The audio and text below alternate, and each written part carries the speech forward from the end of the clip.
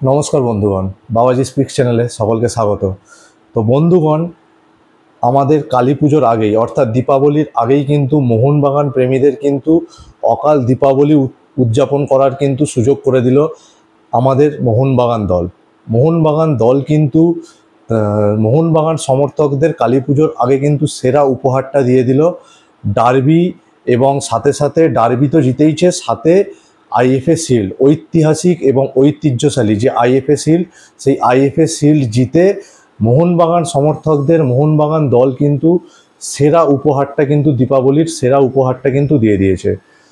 মোহনবাগান কিন্তু 1911 সালে যে আইএফএ শিল্ড জিতেছিল, সেই আইএফএ শিল্ড দিবসের কিন্তু জয়ের দিবসটাকেই কিন্তু মোহনবাগান দিবস হিসাবে পালন করে। তাই এই আইএফএ শিল্ডটা মোহনবাগান সমর্থক বলুন, মোহনবাগান খেলোয়াড় সবার কাছেই কিন্তু এটা একটা আবেগ, আইএফএ শিল্ডটা। কারণ এই আইএফএ শিল্ড যেটা 1911 সালে জিতেছিল, সেটাই মোহনবাগান দিবস হিসাবে মোহনবাগান কিন্তু পালন করে। তো সেই আইএফএ শিল্ড আবার দীর্ঘ 21 বছর পর মোহনবাগান কিন্তু ইস্ট বেঙ্গলকে, তাদের চিরপ্রতিদ্বন্দ্বী ইস্ট বেঙ্গলকে হারিয়ে যে আইএফএ শিল্ড জিতেছে, এটা কিন্তু এই জয়টা কিন্তু সেই জন্য অনেক অনেক গুণে কিন্তু বেড়ে গেছে জয়ের স্বাদটা। কারণ তারা ইস্ট বেঙ্গলকে ডার্বি হারিয়ে আইএফএ শিল্ড জিতেছে। তো বন্ধুগণ, তো মোহনবাগান প্রেমীদের কিন্তু যে একটা চাপা ক্ষোভ কিন্তু এই ম্যাচটার আগে কিন্তু ছিলই। কারণ সবাই জানি আমরা মোহনবাগান এশিয়ান চ্যাম্পিয়ন্স লিগ 2 কিন্তু ইরানে খেলতে যায়নি, সেই জন্য তারা কিন্তু 2 বছর ব্যান হয়েছে এএফসি থেকে। তো সেইটার একটা ক্ষোভ কিন্তু মোহনবাগান সমর্থকদের মধ্যে তীব্র ছিল। তাই খেলার আগে মাঠে কিন্তু গ্যালারিতে কোনো রকম ব্যানার কিন্তু দেখা যায়নি, যেটা আমরা মোহনবাগান গ্যালারিতে দেখতে অভ্যস্ত। চারিদিকে টিফো, ফ্ল্যাগ, সেইগুলো কিন্তু নীরবে মোহনবাগান সমর্থকরা কিন্তু নীরবে প্রতিবাদ একটা করেছিল। গ্যালারিতে খেলার শুরুতে কোনো রকম কোনো ব্যানার টিফো কিন্তু তারা প্রদর্শন করেনি। এবং এই আবেগটা, যেটা চাপা যে রাগ, আবেগ, ক্ষোভ যেটা মোহনবাগান সমর্থকদের মধ্যে ছিল এসিএল 2 খেলতে না যাওয়ার জন্য, সেই ক্ষোভের বহিঃপ্রকাশ কিন্তু হলো ম্যাচের শেষে। মোহনবাগান যখন ম্যাচে সমতা ফেরে তখন কিছুটা দেখা দিয়েছিল, তো যেটা মোহনবাগান সুলভ নয়, যে আবেগের বিস্ফোরণ, সেটা মোহনবাগান সুলভ একদমই নয়। কিন্তু মেন যে আবেগের বিস্ফোরণটা, সেটা কিন্তু দেখা গেছে ম্যাচটা জেতার পর। আবার কিন্তু গ্যালারিতে ফ্ল্যাগ দেখা গেছে, টিফো দেখা গেছে, মোহনবাগান সমর্থকদের আবেগ সব কিছু কিন্তু দেখা গেছে ম্যাচটা জেতার পর।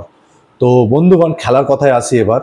তো এই ম্যাচটাই কিন্তু বলতে গেলে যে ম্যাচটা খেলা হয়েছে, এই ম্যাচটা কিন্তু আমার পার্সোনালি খুব একটা আহামরি কিছু ম্যাচ, যেটা ডার্বিতে আমরা যে আমাদের আশা আকাঙ্ক্ষা থাকে যে মোহনবাগান ইস্ট বেঙ্গলের মতো খেলা, দুটো হেভিওয়েট দল ভারতের এই মুহূর্তে, তো তাদের খেলা আমরা পাড়ার খেলা একরকম দেখি, তো আমরা অবশ্যই ডার্বি দেখতে যাওয়া মানে একটা এক্সপেকটেশন নিয়ে যাই যে ভালো একটা ম্যাচ উপহার পাবো। তো সেরকম কিছু ম্যাচ কিন্তু আহামরি ম্যাচটা হয়নি।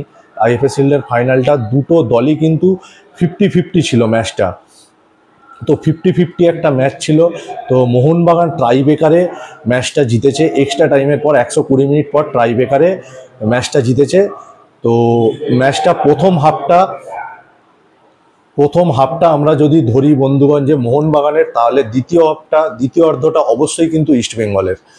আর 90 মিনিট থেকে 120 মিনিট যে এক্সট্রা টাইম খেলাটা হয়েছে, সেখানে কিন্তু দুটো টিমই একটা কিন্তু মানে কি বলবো, মানে একটা মানে নিজেদের গুটিয়ে হাঁপিয়ে গেছিল, তো তাই একটা সেফ খেলেছে 90 থেকে 120 মিনিটটা। তো মেনলি প্রথমেই খেলার 33 মিনিটের মাথায় কিন্তু কামিংস একটা বড় ভুল করে বসেন, মোহনবাগানের কামিংস। তিনি কিন্তু পেনাল্টি কিন্তু মিস করেন। তার সব থেকে বড় যেটা খারাপ লাগা, যে তিনি গোলের বাইরে মারেন পেনাল্টিটা, যেটা ক্ষমার অযোগ্য। মানে তিনি একটা অস্ট্রেলিয়ান বিশ্বকাপার কামিংস, তো তার কাছ থেকে এটা কখনোই প্রত্যাশিত নয় যে তিনি গোলের মধ্যে অন্তত 3 কাঠির মধ্যে তার বলটা রাখা উচিত ছিল, তিনি গোলের বাইরে মারেন বলটা। তো এই পেনাল্টিটা কামিংস মিস করার পর আমার কিন্তু মনে একটা প্রশ্ন ছিলই যে এবার কিন্তু ইস্টবেঙ্গল একটা প্রত্যাঘাত আনতে পারে।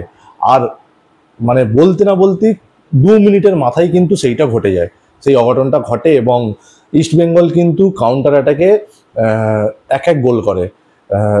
ইস্টবেঙ্গলের স্ট্রাইকার হামিদ, তিনি কিন্তু গোল করে দেয়, কাউন্টার অ্যাটাকে ইস্টবেঙ্গলকে 1-0 গোলে এগিয়ে দেয়। তো এরপরে ঠিক প্রথমার্ধ শেষ হওয়ার ঠিক আগেই ইনজুরি টাইমে মানে 47 মিনিটের মাথায় আপুইয়া, মোহনবাগানের আপুইয়া, কি প্লেয়ার সত্যি! আপুইয়া মানে সেরা, ভারতের এখন যদি বলা হয় সেরা প্লেয়ার ইন্ডিয়ান প্লেয়ারদের মধ্যে তিনি হচ্ছে নিঃসন্দেহে আমার কাছে আপুইয়া। আপুইয়া এই মুহূর্তে ভারতীয় ফুটবলের সেরা ফুটবলার আপুইয়া। মাঝ মাঠে কি অসাধারণ তার, মানে সত্যি বলতে টিমের ইঞ্জিন আপুইয়া। তিনি যদি ভালো খেলেন মোহনবাগান ভালো খেলবে, আপুইয়া যদি খারাপ খেলে মোহনবাগান টিম কিন্তু খারাপ খেলবে। কি প্লেয়ার, হোয়াট এ প্লেয়ার সত্যি আপুইয়া। আর কটাই বা ফুসফুস নিয়ে নাবে আমি জানি না, সারাক্ষণ মাঠে দৌড়ে বেড়ায়, কি মানে লেবারটা না দেয় গোটা ম্যাচে, প্রত্যেকটা ম্যাচে অসাধারণ অসাধারণ। Hats off to Apuia. তো তিনি, তার পা থেকেই আমরা মোহনবাগানের গোলটা পাই এবং মোহনবাগান প্রথমার্ধের ঠিক শেষ হওয়ার আগেই 1-1 করে সমতায় ফেরে। এবং দ্বিতীয়ার্ধে ইস্টবেঙ্গল যথেষ্ট মাঝমাঠে, ইস্টবেঙ্গলের মাঝমাঠ এবারে সেরা মাঝমাঠ ইস্টবেঙ্গলের। প্রথম থেকেই বলেছি, অনেক ভিডিওতেই বলেছি আমি যে ইস্টবেঙ্গলের মাঝমাঠ এবারে কিন্তু অন্যতম সেরা। ভারতীয় ফুটবলের যে সমস্ত ক্লাব আছে সব ক্লাবের মধ্যে ইস্টবেঙ্গলের মাঝমাঠ এবারে কিন্তু সেরা মাঝমাঠ। বিশেষ করে যার কথা বলতে হয় সেটা হচ্ছে ইস্টবেঙ্গলের রাশিদ। রাশিদ সত্যি অসাধারণ একটা, ইস্টবেঙ্গল এবারে সত্যি অসাধারণ একটা প্লেয়ার পেয়েছে রাশিদ। তিনি মাঝে মাঠে কিন্তু অসাধারণ ফুটবল খেলে, অসাধারণ। মানে ডিফেন্সিভ মিডফিল্ডার হিসাবে তিনি বক্স টু বক্স, মানে অপোনেন্টের বক্স থেকে নিজের বক্স এর মাঝখানে কিন্তু যে মানে কানেকশানটা সেইটা কিন্তু তিনি অসাধারণভাবে করেন। অসাধারণ প্লেয়ার রাশিদ। তো তিনি অসাধারণ খেলেছেন। মোহাম্মদ রাশিদ, সল ক্রেসপো, তারপর আছে মিগুয়েল ফেরেরা, এই তিনটে বিদেশি নিয়ে ইস্টবেঙ্গলের মাঝমাঠ কিন্তু এবছরের অন্যতম সেরা মাঝমাঠ। আর অবশ্যই তার সাথে আছে ইন্ডিয়ান প্লেয়ার জিকসান সিং আছে, সৌভিক চক্রবর্তী আছে। তো ইস্টবেঙ্গলের মাঝমাঠ এবারে দুর্দান্ত। ইস্টবেঙ্গল কিন্তু গোটা ম্যাচেই কিন্তু মাঝমাঠে কন্ট্রোল রেখে খেলেছে। তো ইস্টবেঙ্গল যথেষ্ট ভালো খেলেছে ম্যাচটা, আমি বলবো। সত্যি 90 মিনিট অবধি কিন্তু ম্যাচটা একদম 50-50 ছিল। 90 মিনিট বলি, সরি, 120 মিনিট অবধি ম্যাচটা কিন্তু একদমই 50-50 ছিল। তো যখন ম্যাচটা 120 মিনিটে 1-1 ফলে শেষ হয়, তারপর ট্রাইব্রেকারে গড়ায় ম্যাচটা, তখন কিন্তু আমি শিওর শট ছিলাম যে এইবার কিন্তু বিশাল কায়েত কিন্তু খেলা দেখাবে। কারণ বিশাল কায়েত এখনও অবধি এত ট্রাইব্রেকার তিনি ম্যাচ নিয়ে গেছেন, বিশাল কায়েতের কিন্তু ট্র্যাক রেকর্ডে একটা ম্যাচও তিনি ট্রাইব্রেকারে হারেননি। এইটা কিন্তু একটা বিশাল বড় অ্যাডভান্টেজ মানে মোহনবাগান পেয়ে গেছে। যখন ম্যাচটা ট্রাইব্রেকারে যায় তখন আমি শিওর শট ছিলাম বিশাল কায়েত কিন্তু এগিয়ে গেল, মোহনবাগান বিশাল কায়েতের জন্য কিন্তু ট্রাইব্রেকারে এগিয়ে থাকবে, এবং সেটাই হয়েছে। বিশাল কায়েত ইস্টবেঙ্গলের জয়গুপ্তা, নতুন সাইনিং এবারে ইস্টবেঙ্গলের জয়গুপ্তার পেনাল্টিটা, ট্রাইব্রেকারটা কিন্তু শটটা সেভ করে দেয়। আর মোহনবাগান 5টার 5টাই বলে কনভার্ট করে। ইস্টবেঙ্গলের জয়গুপ্তা পেনাল্টিটা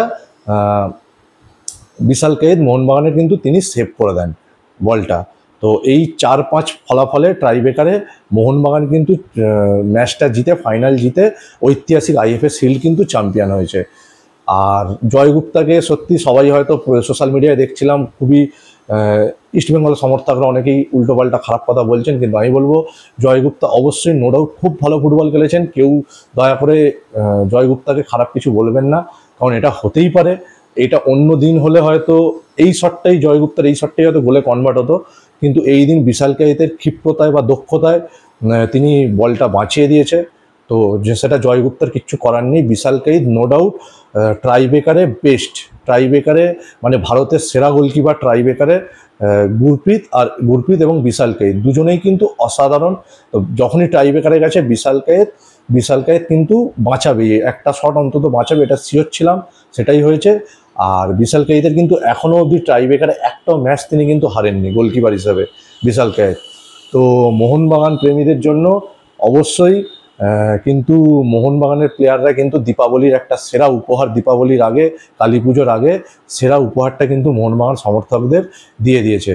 যে মোহনবাগানের সমর্থকদের ক্ষোভ হয়তো পুরোপুরি মেটেনি, কিন্তু কিছুটা হলেও এটা কিন্তু এই জয়টা, ডার্বি, ইস্টবেঙ্গলকে ডার্বি হারিয়ে যে ঐতিহাসিক আইএফএ শিল্ড জয়টা, মোহনবাগান সমর্থকদের হয়তো সেই জ্বালায় ক্ষতে একটু হয়তো মলম দিল। কারণ এই যে ACL 2-তে মোহনবাগান খেলতে যায়নি ইরানে, সেই জন্য কিন্তু মোহনবাগান সমর্থকদের মধ্যে একটা বিশাল বিশাল ক্ষোভের সৃষ্টি হয়েছিল। সেই ক্ষোভটায় কিন্তু এই ডার্বি জিতে, আইএফএ শিল্ড জিতে একটু জ্বালাটা, হয়তো গায়ের জ্বালাটা কমবে মোহনবাগান সমর্থকদের, কিন্তু পুরোপুরি কখনোই কমবে না। তো যাই হোক বন্ধুগণ, আপনারাও কমেন্ট বক্সে অবশ্যই জানাবেন আপনাদের কেমন লেগেছে আইএফএ শিল্ডের ফাইনাল, মোহনবাগান ইস্টবেঙ্গলের খেলাটা নিয়ে অবশ্যই মতামত আপনারাও কমেন্ট বক্সে জানাবেন। আর ভিডিওটা ভালো লাগলে অবশ্যই চ্যানেলটা সাবস্ক্রাইব করে দেবেন। ধন্যবাদ বন্ধুগণ, সবাই ভালো থাকবেন। শুভ দীপাবলি, শুভ কালী পুজো সবাইকে। সবাই খুব খুব খুব ভালোভাবে কালী পুজো কাটান। ধন্যবাদ।